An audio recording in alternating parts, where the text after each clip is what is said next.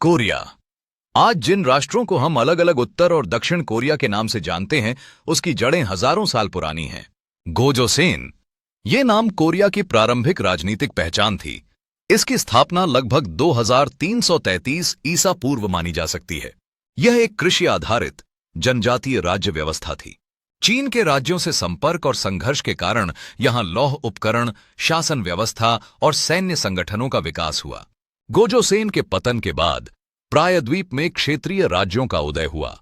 Goguryeo, बाकजे और सिल्ला, जो कि एक ईसा पूर्व से 7वीं ईस्वी तक मानी जाती है।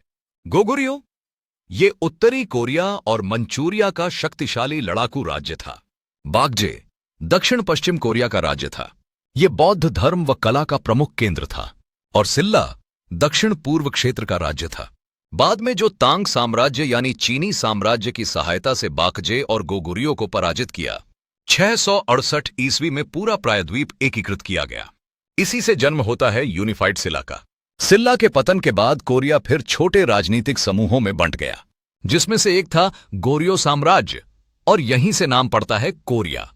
यही वह काल है जब धातु से बनी मूवेबल टाइप प्रिंटिंग विकसित होती है और बौद्ध संस्कृति अपने शिखर पर पहुंचती है।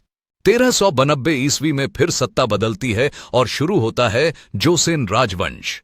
इनका शासन लगभग 500 वर्षों तक चला और 1910 में खत्म हुआ।